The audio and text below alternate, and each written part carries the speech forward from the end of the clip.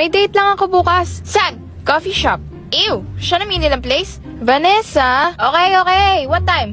Brunch. Okay, punta ako dito ng 8. Nasama ka? Oh, chaperone mo ako.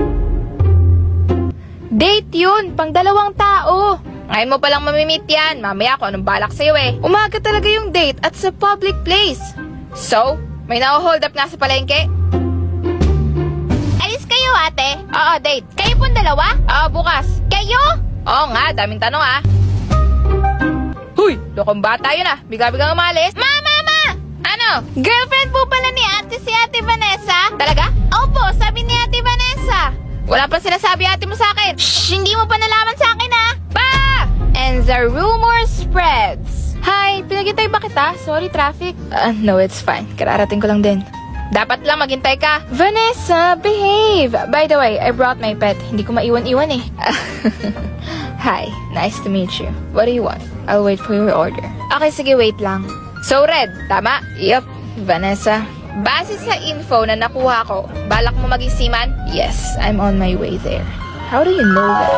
Ano na naman ginagawa mo? Bina-background check yung kadate mo. Vanessa! Ba't? Mas okay nang may alam tayo. Baka mamaya, leader pala yan ng sindikato. Malalaman mo na, ikakasal na kayo. First date pa lang! First date! And, nakita ko lang yung post mo. Okay. Yeah, and they got drunk. That's funny. Nag-English pala kaibigan ko.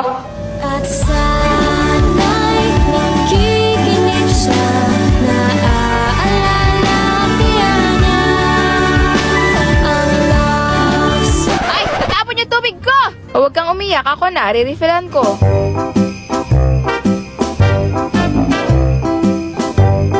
Hi guys! I'm home! Anak, tanggap ka namin, okay? Huwag kang matakot magsabi sa amin, ha? Ha? Kasi hindi okay sa amin kung magtatago ka. Buntis ako? Ay, lumayas ka.